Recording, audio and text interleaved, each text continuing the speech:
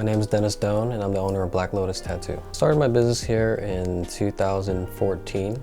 I chose the area because I grew up right down the street in Linda Vista, so I'm pretty much accustomed to the whole environment here. I love how most of the Asian businesses decided to settle here. I feel like it's changed a lot over the years in regards to the acceptance of the businesses here, I guess you could say. Before, it was kind of a mix of all types of businesses, but I feel like now it's more categorized as a strictly Asian area, which is great because we don't really have something in San Diego that's a good mix of all the Asian counterparts that we have. You know, we have Little Saigon, which is all Vietnamese, but there's nowhere where all the Koreans, Japanese, Chinese, Vietnamese businesses can come together and kind of grow together. So when I was young, I came to Convoy a lot. I would say like every 2-3 days, since I was right down the street. Even when I didn't drive, I would walk to Tapioca Express and go to the pool hall, things like that. And it actually helped my business a lot because when I would frequent those places, I would just go, leave all my business cards there and leave. And most of my clients actually came from me doing that in the neighborhood. The aspect of Convoy community that I like the most is that it draws people from all places. We're able to share our culture with others. I know that it's transitioning into a purely food district soon. I've heard of a lot of the auto shops trying to leave soon and whatnot. There are certain businesses like mine that are a staple in the community that will blend into everything else. So I think we'll be okay. Because we do need a mix amongst all the competition of all the restaurants here. If there's not something else to draw people in for a purpose other than eating, then you lose a whole line of clientele, right? So people that come to me for tattoos, I'll send them to the restaurant next door, the restaurant after that, and people come from all over the world, in which they never would have found out about those other restaurants had it not been they came here to this business. So it's like a symbiotic relationship in a sense. See, so my nonprofit organization derived from my tattoo career. So if I had not gone this path throughout my tattoo career, I wouldn't have been able to create this foundation that gives to kids and helps their art careers, funds scholarships. We do sponsor a lot of events such as, you know, the San Diego Deaf Festival and things like that, and work with the whole Convoy community to, we do help each other out, sponsor each other's events. Well, I think it says a lot that I'm the only tattoo business on Convoy, being that I specialize in Asian work and that's what I'm known for, and I've built my team based on that identity. Everyone here is API. We all do something different. We have, you know, a Polynesian tribal guy. We have a guy that does Thai, Lao art. We have Vietnamese artists, Chinese style, all that. And I feel like I've created a tattoo hub for the people that live around here in the Convoy community. Because you're so used to walking into these shops owned by, you know, Hispanics, Caucasians, things like that. And honestly, for a lot of Asian people, that's intimidating, I guess you could say. So it's good to provide a place for people that look like us, you know, if they prefer it. Tattoos are definitely taboo, whether or not you're Asian or white or Hispanic, whatever it is, because it's long been associated with the bad actors of the community. You know, I guess you could say in the early 2000s when things started to change, and around 2014-15 when the tattoo show started coming out, that's when people started giving it a second look. However, the old generation still views it the same way. Yeah, so it's important that all the Asian tattoo artists of today set a good example, and we have to work extra hard to be accepted by those generations, but we can't stop trying to prove them wrong. I started tattooing when I was 15 years old. But it was out of necessity. So I was tattooing, I was cutting hair, I was fixing cars because my family needed money. So I did that on the side, and eventually I got my act together in my personal life, went to college. I went to San Diego State for 2 years, pre-med, trying to be a plastic surgeon. And I was working at a tattoo studio during this time. So I dropped out, worked there full time, and just had to make it work. And I got lucky because that's when, you know, social media was just starting to pop up, like MySpace or whatnot. Before that, the only exposure we got to tattoos was through magazines. There's nothing on TV. There's maybe a few DVDs to learn from. So I got lucky to get in the industry when it was starting to rise. And I just, you know, surfed the wave pretty much. Originally, my shop was called Sin Studio Tattoo, which is my name backwards, if you guys didn't know, Dennis, okay?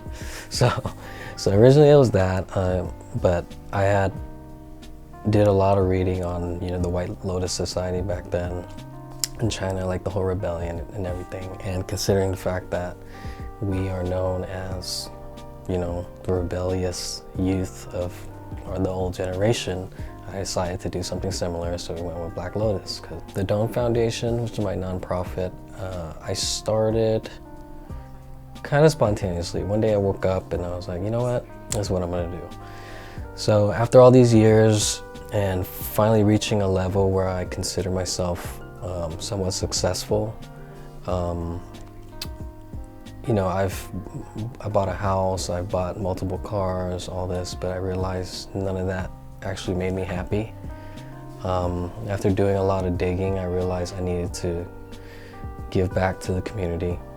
And when I started college, I was lucky enough to have a full-ride scholarship to San Diego State. If I had not gotten that, I wouldn't have been able to go or experience it. Even though I dropped out, I'm glad that I had that closure of knowing that it wasn't for me.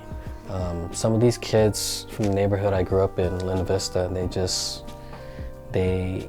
when they turn 17, sometimes they have to get a job because their parents can't afford the bills, you know, the lights in the house, whatever it may be, and they end up dropping out of school.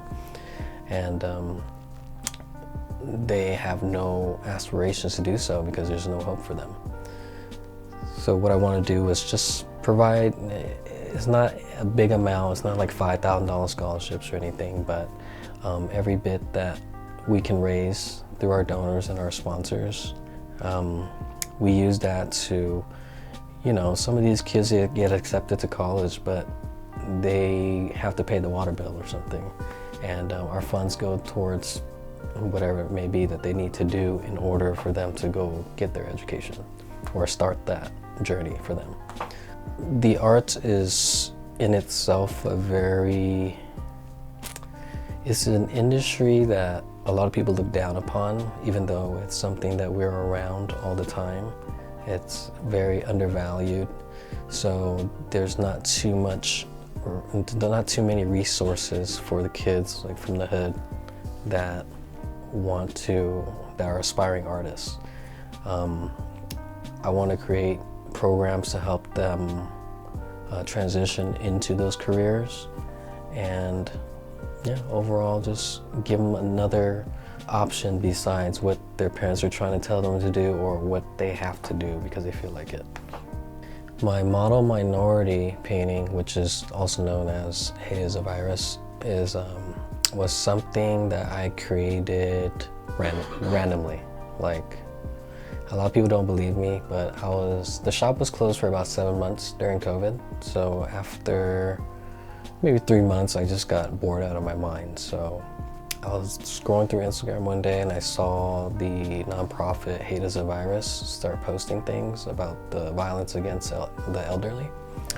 So in my mind, I was like, you know what, let me try to do something. So I sat down, started drawing, I sketched it out, and I was like, okay, let me just post it, see how I'm not usually a color guy either. I like doing black and gray work, but I'm like, you know, I think this piece would be best in color. So I started coloring it, and I posted it again. Then like the internet started going crazy. Keep in mind, I was making no money at the time. My shop wasn't making anything. I was using my savings to keep the shop open. So after like a month of this piece, going around the internet, one of my friends was like, dude, you need to make some shirts or something. I was like, no, I don't have money for that. It's not gonna sell, you know? So I kept telling him no, but he kept telling me yes. So He's the owner of Share Tea, but he ended up ordering 10,000 shirts, right? So he ordered like 10,000 shirts, and I was like, okay, so now I'm obligated to sell these things. So that's when I started building up the website for it, all the e-commerce stuff, and then we started rolling, and it eventually saved my business. Yeah, but when I drew it out, I had no intention of, you know, doing anything with it.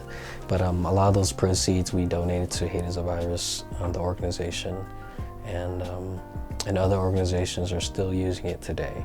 I feel like my artwork's kind of unique because of the lack of options that I had when I started tattooing. Nowadays, these kids will get out of art school and they can specialize in whatever kind of tattooing they want, and they have all these resources on YouTube, Instagram, everywhere. But when I started, I had like one DVD and a homemade tattoo machine that I made myself, and I had to do whatever tattoos people brought to me that they wanted, so I had to do a little bit of everything, whether it's like Chicano style tattoos or Asian tattoos or just simple lettering or butterflies, whatever it was. So my versatility, I believe, is what makes me unique, because I've had to blend all these styles that I've had to force myself to know in order to do what I do now. So I guess in a lot of my work you could say there's a lot of black and gray, like Chicano influence, because I grew up with the Hispanic community for the most part.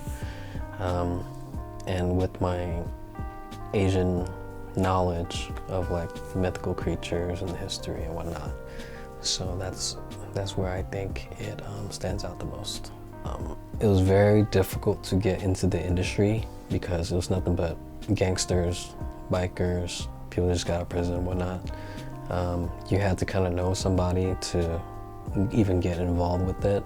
I mean, up in Orange County, I was talking to someone the other day where they had to get permission from the biker gangs in order to open a tattoo shop.